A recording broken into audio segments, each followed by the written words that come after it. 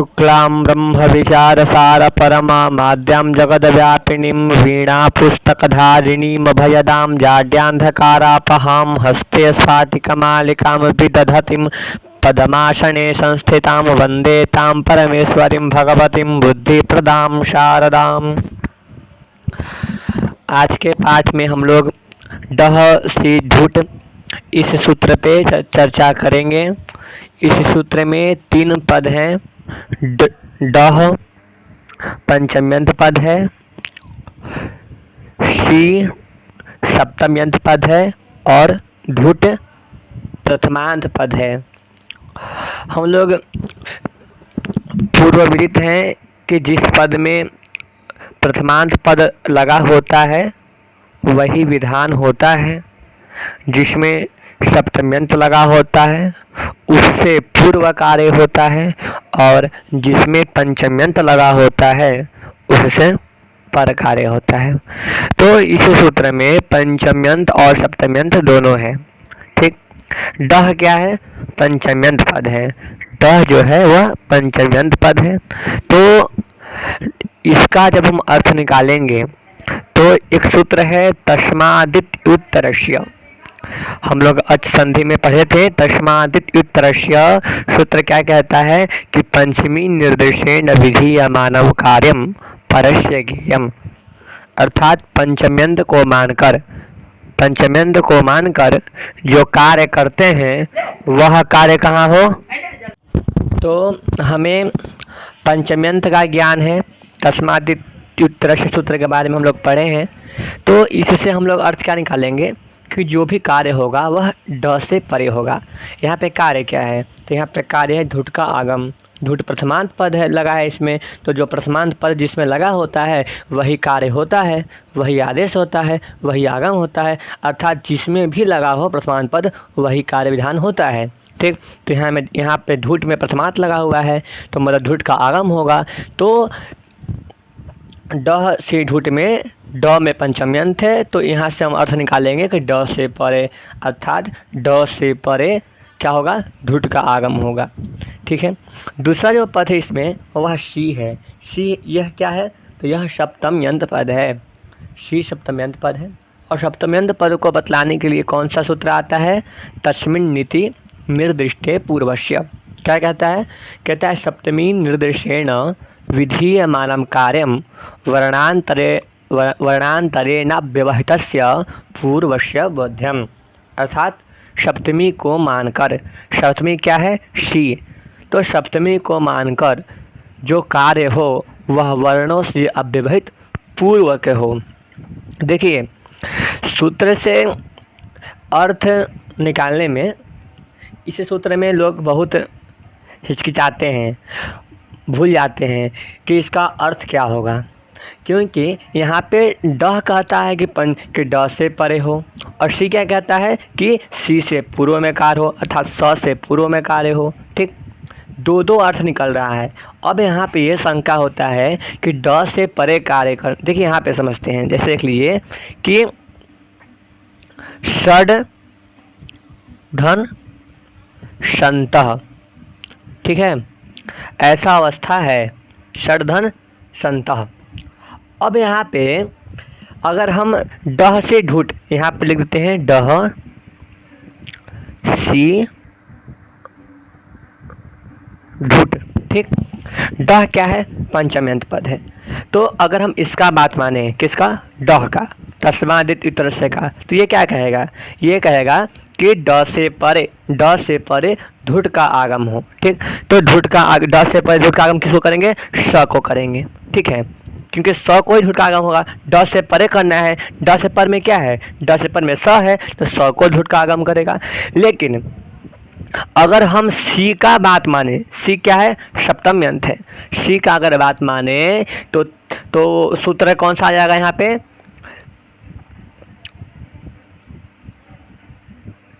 कौन सा सूत्र है सप्तम्यंत को बोध कराने के लिए?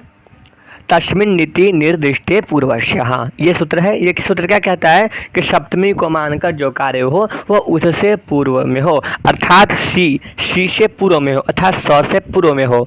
तो तस्मादित उत्तर से सूत्र के से चलता है हमें पता कि ड से पर में कार्य हो, और जब हम तस्मिन् नीति निर्दिष्टे पूर्वस्य इस सूत्र से हम अर्थ लगाएंगे तो इससे होगा कि स से पूर्व में अर्थात ड को धुट का आगम हो। तो धुट का आगम आखिर हो किसको, ड से परे हो या स से पूर्व में हो। ठीक, तो इसके लिए हमारे व्याकरण जगत में एक परिभाषा है।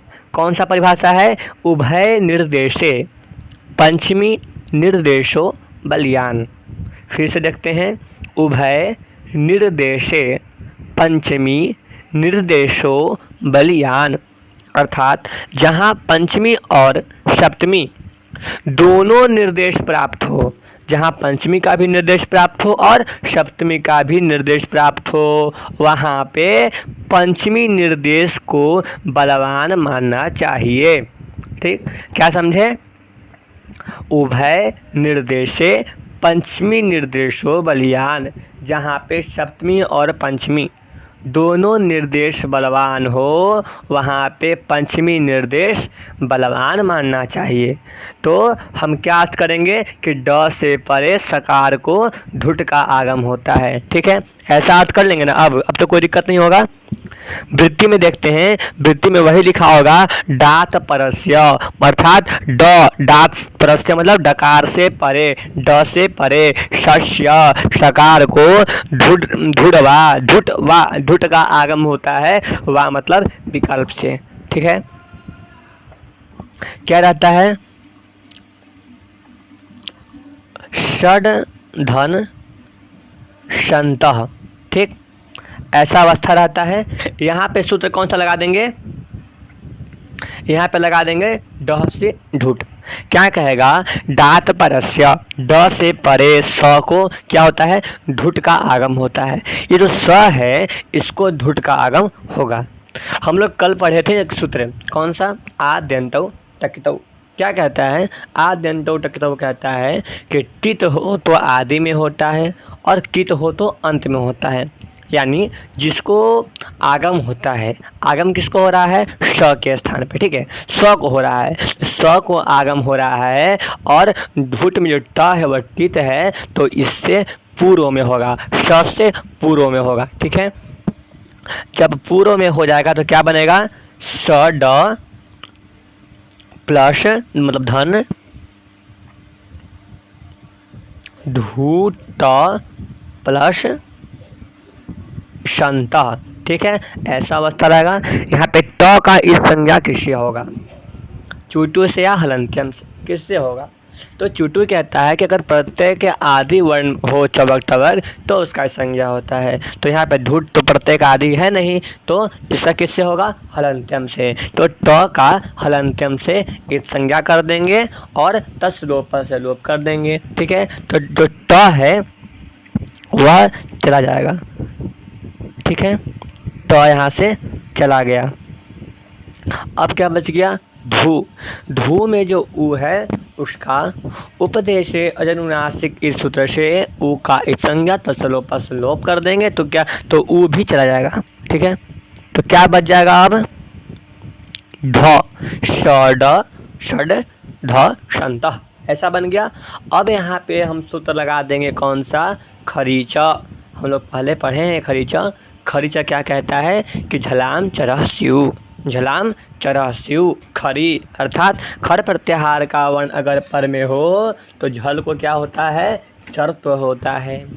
खर प्रत्याहार का वर्ण पर में क्या है? श खर प्रत्याहार में आता है सर।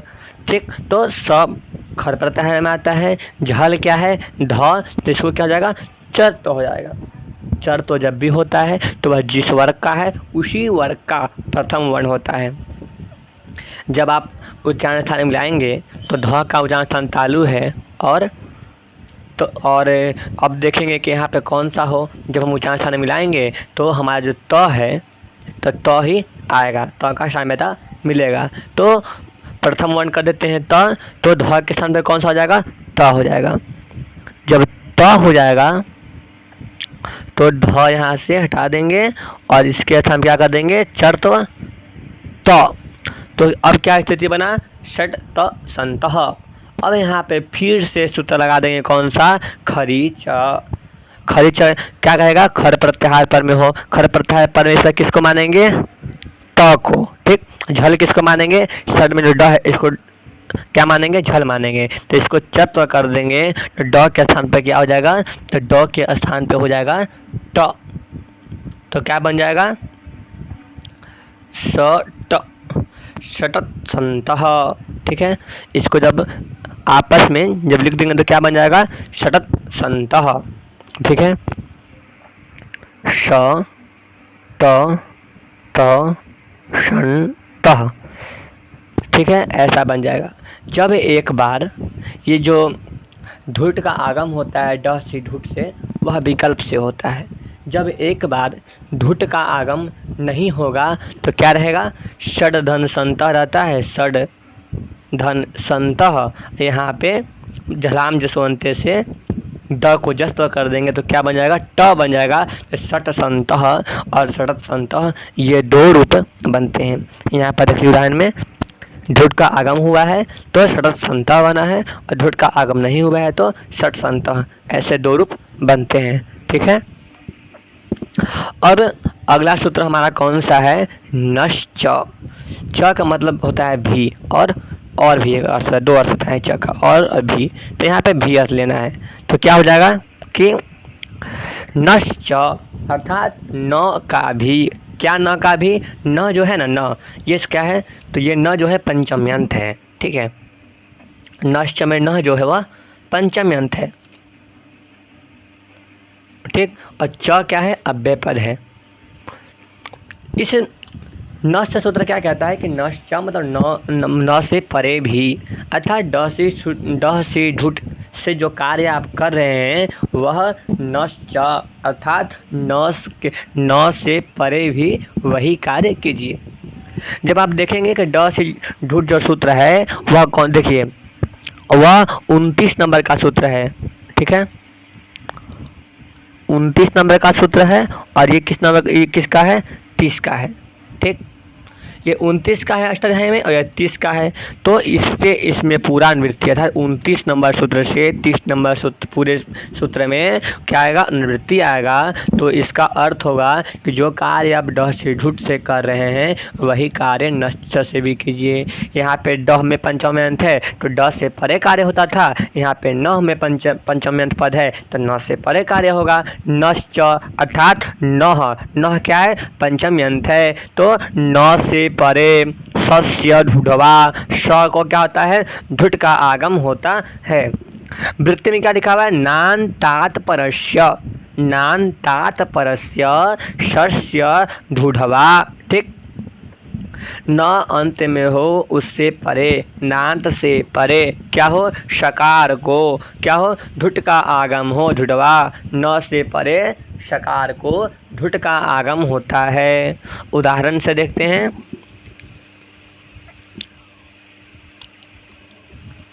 शन धन शह। ठीक है, ऐसा अवस्था रहता है। यहाँ पे सूत्र लगा देंगे कौन सा, नश्च।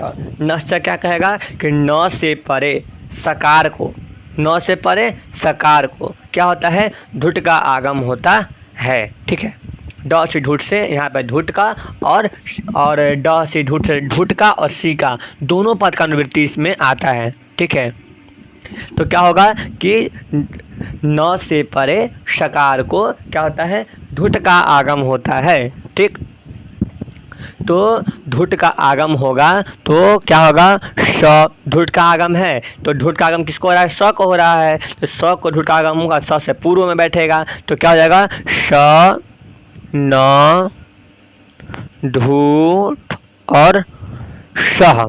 ठीक है, ऐसा रहेगा। ट का हलंत्यम से इस संज्ञा, तस लोपा से लोप, धू में जो ऊ है ऊ का भी इस संज्ञा और लोप, तो इसको क्या कर सकते हैं, अनुबंध लोप कर देंगे। ठीक है, अनुबंध लोप कहा जाता है इत संज्ञा योग्यतम अनुबंधतम, जिसमें इत संज्ञा का योग हो उसको हम अनुबंध कहते हैं। ठीक है, अनुबंध कहने का मतलब क्या समझना है कि इत संज्ञा और लोप।